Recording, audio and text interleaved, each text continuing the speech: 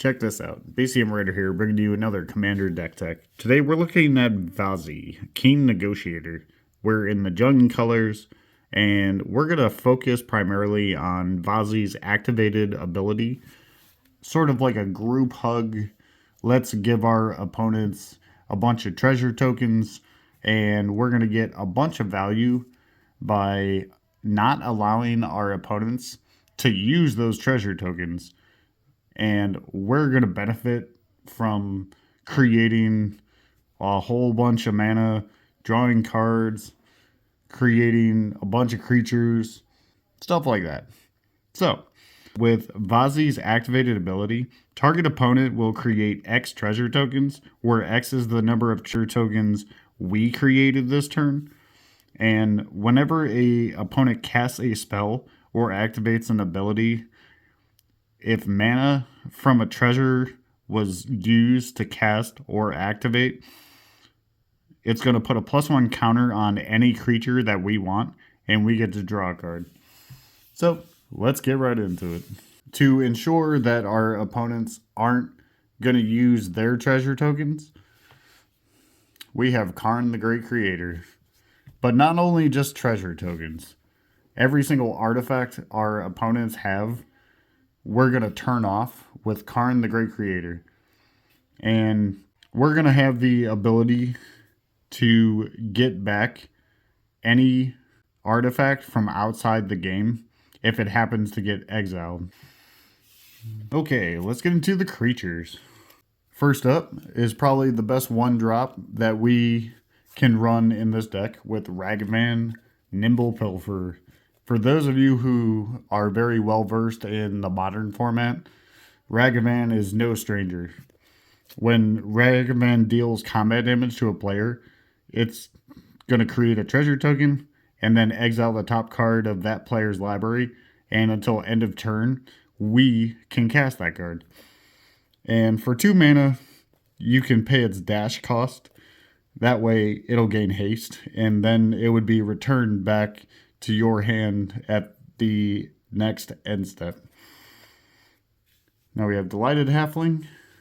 This is probably the best mana dork, because if we use a colored mana to spend on a legendary spell, that spell can't be countered. Now we have good old Birds of Paradise, our Ignoble Hierarch, which is Noble Hierarch, but in the Jund colors. Because we're going to have a whole bunch of artifacts going to the graveyard. We have Disciple of the Vault. Whenever any artifact is put into a graveyard, we can have target opponent lose 1 life. Now we have Reckless Fireweaver. Whenever any artifact enters the battlefield under our control, Reckless Fireweaver will deal 1 damage to each opponent.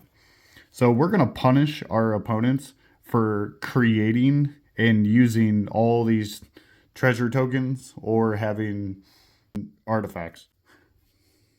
Now we have Vengeful Tracker. Whenever any opponent sacrifices a artifact, Vengeful Tracker will deal 2 damage to that player. Now we have Generous Plunderer. This is a 2-drop with Menace. At the beginning of your upkeep, we create a treasure token. And when we do, target opponent is going to create a tapped treasure token as well. Whenever Generous Plunderer attacks, it will deal damage to defending player equal to the number of artifacts they control. And just to completely shut off artifacts in general, we have Collector Oof. Oof, Ofi, however you pronounce it. Okay, now we have Marching Duo Drone. Whenever Marching Duo Drone attacks, each player is going to create a treasure token. Now, to benefit us even more, we have Academy Manufacturer. If we create a clue, a food, or a treasure, we create 1 of each. Now we have Pain Distributor. This is also a 2/3 with Menace. Whenever a player casts their first spell each turn, they create a treasure token. And then whenever a artifact a opponent controls is put into a graveyard, Pain Distributor is going to deal 1 damage to that player. Now we have Sardian Avenger. This is a first strike trample 1/1, but whenever Sardian Avenger attacks, it'll get +X/+O, where X is the number of artifacts your opponents control. And whenever a artifact a opponent controls is put into a graveyard, Sardian Avenger will deal 1 damage to that player. I'm starting to see a theme here where we're just going to give our opponents a bunch of artifacts and not give them the ability to use them. And we're just going to deal a bunch of damage to them. Now we have Wanted Scoundrels. When Wanted Scoundrels is put into a graveyard, each opponent is going to create 2 treasure tokens. Now we have Tireless Provisioner. This has landfall. So whenever we play a land, we get a choice of a food token or creating treasure tokens. Now we have Chatterfang. I love Chatterfang. Besides being a 3/3 with Forest Walk, if we create 1 or more tokens, we create those tokens plus 1/1 squirrel tokens. And then we can use these squirrel tokens by activating Chatterfang, sacrificing them, and then any creature will get +X/-X, which is basically nameless inversion. Now, to continually punish our opponents for having artifacts, we have Manglehorn. Just when Manglehorn enters the battlefield, it's going to destroy whatever artifact we want, and artifacts our opponents control will enter tapped. Now we have Nadier's Nightblade. Whenever any token leaves the battlefield, each opponent will lose a life, and we're going to gain a life. And because we're making lots of treasures, we have Zorn. If we create 1 or more treasure tokens, we create a additional treasure instead. Now we have Emissary of Despair. This one I'm not too sure on, but I felt it was a pretty good creature because it was a 2/1 flyer. But whenever Emissary of Despair deals combat damage to a player, that player is going to lose 1 life for each artifact they control. It felt on theme. Now we have Kibo, Octabi Prince. This card is super fun. Kibo has a activated ability where each player is going to create a banana token. The banana token has a activated ability where when they sacrifice it, they will add a red or green mana and gain 2 life. And whenever an artifact a opponent controls is put into a graveyard, we're going to put a +1 counter on each creature that's a monkey or ape. And whenever Kibo attacks, defending player must sacrifice a artifact. Now we have Blood Rot Apothecary. This is a very scary card. Not only is it a 3/3 with Toxic 2, Toxic is kind of like poisonous. If a player has 10 Toxic counters, they lose the game. But whenever Blood Rot Apothecary enters the battlefield, us and target opponent each create a treasure token. And whenever a opponent sacrifices a non-creature token, that player gets 2 poison counters. Now we have Mayhem Devil. Whenever a player sacrifices a permanent, Mayhem Devil will deal 1 damage to any target. Now we have Blood Vial Purveyor. This is a 4-drop 5/6 flying trample vampire. Whenever a opponent casts a spell, they're going to create a blood token. A blood token is pay 1, activate it, discard a card, sacrifice the artifact, then draw a card. Whenever Blood Vial Purveyor attacks, it's going to get +1/+0 for each blood token target player controls. Now we have Mirkwood Bats. Whenever we create or sacrifice a token, each opponent is going to lose a life. Now we have Ruthless Technomancer. When Ruthless Technomancer enters the battlefield, we can sacrifice another creature, and if we do, we create that number of treasure tokens equal to the sacrificed creature's power. Ruthless Technomancer also has a activated ability where we can sacrifice any number of artifacts, and if we do, we return target creature with power X or less from the graveyard back to the battlefield. Now we have Shattergang Brothers. This card is really powerful because it will give us a whole bunch of different options. We can pay 2 colorless and a black. We sacrifice a creature. Each other player sacrifices a creature. Sacrifice an artifact. They sack an artifact. Sack an enchantment. They sack an enchantment. Now we have Grim Hireling. Whenever one or more creatures we control deal combat damage, we're going to create 2 treasure tokens. And then we can use Grim Hireling's activated ability of paying 1 black, sacrificing as many treasures as we want. And then target creature will get -X, -X. And of course, we have Goldspan Dragon. It's a 5-cost 4/4 flyer with haste. And whenever Goldspan Dragon attacks, or becomes the target of a spell, we create a treasure token. And every single treasure token will add 2 mana instead of 1. Now we have Rankle and Torbrand. This card is very fun. Besides being a 3/4 with flying, first strike, and haste, whenever Rankle and Torbrand deal combat damage, we have the option of each player creates a treasure token, each player sacrifices a creature. If a source would deal damage to a player or a battle specifically, it'll deal that much damage plus 2. Now we have Mazarek, Crawl Death Priest. This is a 2/2 flyer. Whenever a player sacrifices any other permanent, we're going to put a +1 counter on each creature we control. That's going to be insane if we create lots of tokens. Now we have Hellkite Tyrant. Whenever Hellkite Tyrant deals combat damage, we're going to gain control of every single artifact that player controls. And then if we control 20 or more artifacts, we win the game. Okay, now we have Fengren Marauder. Whenever any artifact is put into a graveyard, we gain 5 life. Okay, now we have Displaced Dinosaurs.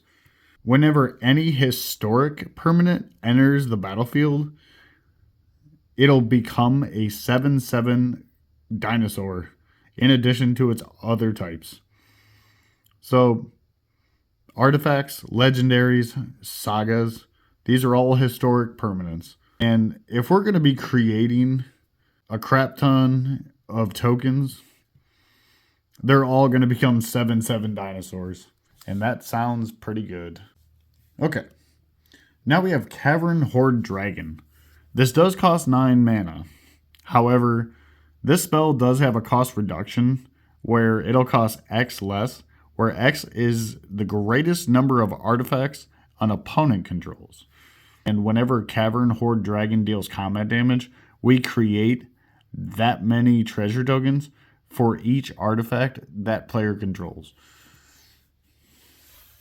There's some spicy creatures in there. Okay, let's get into the artifacts. We're not running very many because the whole premise is to give our opponents artifacts and shut them down. But we do have our Soul Ring, our Arcane Signet, our Felwar Stone.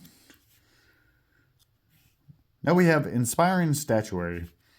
This one's in German, but what Inspiring Statuary does is non-artifact spells have improvise. So we can use all our artifacts to cast non-artifact spells. And to turn off artifacts in general, we have Null Rod. Now we have Horde Hauler. This is not a creature, it's a vehicle. But we just need 3 power to turn Horde Hauler into a creature. And then whenever Horde Hauler deals combat damage, we create that many treasure tokens for each artifact they control. Okay, let's get into the enchantments. First up is Root Maze. Artifacts and lands enter tapped. Now we have Viridian Revel. Whenever any artifact is put into a opponent's graveyard, we get to draw a card. Now we got a fun one. We have Descent into Avernus. At the beginning of our upkeep, we put 2 descent counters on Descent into Avernus.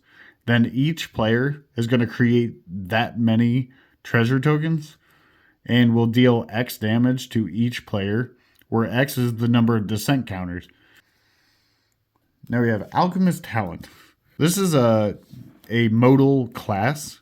The very first part is when Alchemist Talent enters the battlefield, we create 2 tap treasure tokens. If we pay a colorless and a red, we'll go to level 2. And when we do that, treasures will have, instead of adding 1 mana, it'll add 2 mana. Level 3, we pay 5. Whenever we cast a spell, if we use mana from a treasure, it will deal damage equal to that spell's mana cost to each opponent. And of course, we have doubling season, because we're going to want to make as many treasures as possible. Now we have Revel in Riches. Whenever any creature a opponent controls is put into a graveyard, we create a treasure token. And then at the beginning of our upkeep, if we control 10 or more treasures, we win the game. Now we have Primal Vigor. Similar to doubling season, if 1 or more tokens would be put onto the battlefield, it'll create twice that many instead, with +1 counters as well. Now we have There and Back Again. This is a saga where Chapter 1, up to 1 target creature can't block, and then the ring will tempt us. Chapter 2, we get to search for any mountain card and put it on the battlefield. And then Chapter 3, we create Smog, a legendary 6/6 dragon with flying haste, and when that token is put into a graveyard, we create 14 treasure tokens. Okay, let's get into the instants. We have our Vampiric Tutor, so we can go get whatever card we want. Now we have Worldly Tutor to go get whatever creature we want. Assassin's Trophy, so we can destroy any permanent. Now we have Big Score. This will create treasure tokens and allow us to draw 2 cards. Similar to that, we have Unexpected Windfall. And to protect our board, we have Heroic Intervention. And to get rid of whatever permanent we want, we have Terra Sender. Okay, let's get into the sorceries. We have our Demonic Tutor. That way we can go get whatever card we want. Our Green Sun Zenith. That way we can go get whatever green creature we want. And this will shuffle back in. Now we have Culling Ritual. Culling Ritual is going to be very powerful, especially when our opponents create that many treasure tokens. We're going to destroy each non-land permanent with mana value 2 or less. And we're going to add a green or black mana for each permanent that was destroyed this way. And just to deal more damage to all the creatures, we have Blasphemous Act. Now we have Blood Money. We're going to destroy all creatures, and for each non-token creature that was destroyed, we're going to create a tapped treasure token. Okay. Now we have Wave of Vitriol. Each player will sacrifice every single artifact, enchantment, and non-basic land. And then for each land that was sacrificed, that controller may search for a basic land and put it onto the battlefield tapped. Okay, now we have Scrap Mastery. Each player will exile all artifacts in their graveyard, then sacrifice all artifacts they control, and then they're going to put all the artifacts that were exiled on the battlefield. This is kind of like a living death in red, just for artifacts. Now we have Brass's Bounty. For each land we control, we're going to create a treasure token. Okay, let's get into the land base. We have our command tower, our mana confluence, our city of brass, and our exotic orchard. That way we can produce all 3 colors. Now we have our fetch lands. We have wooded foothills, verdant catacombs, and bloodstained mire. Now we need the lands to go get with these fetch lands. So we have our Zeator's Proving Ground, our Blood Crypt, our Stomping Ground, Overgrown Tomb. Now we have our Surveil lands with Commercial District, Roush's Theater, Underground Mortuary. Now we have our Battle Bond lands. We have Spire Garden, Luxury Suite, Undergrowth Stadium. Now we got some colored utility lands. We have Yavimaya, Cradle of Growth. That way every single land is a forest. Our Boseiju, Who Endures. That way we can destroy a opponent's artifact, enchantment, or non-basic land. That's giving us problems. Now we have our Urborg and our Cabal Coffers. That way we can add a large amount of black mana. Now we got a fun one. We have Mines of Moria. This is going to enter tapped unless we control a legendary creature. It'll tap for red mana, but if we pay 4, we can exile 3 cards from our graveyard and create 2 treasure tokens. Okay, now we got a fun one. We have Fountain Port. This is a modal land where we can pay 2 colorless, activate it, sacrifice any token just to draw a card. We can pay 3, pay 1 life, and create a 1/1 blue fish token, or pay 4 and create a treasure token. We need every single way of creating treasure tokens as possible. So, what better way to do that than with Treasure Vault? If we have a lot of mana, we can pay all that mana, sacrifice Treasure Vault, and create that many treasure tokens. We have 4 forests, 4 mountains, and 2 swamps. And that was the Commander deck tech for Vazi King Negotiator. I really hope you guys enjoyed this very fun Jund Treasures deck. If you guys have any suggestions on how we could speed this up, improve it a little bit, maybe have more threats out there or protection, let me know in the comments below. I'll provide the deck list on Moxfield with the link, which will be in the comments. But until then, be sure to like, comment, subscribe, follow me on TikTok, share these videos, and I'll see you guys in the next one.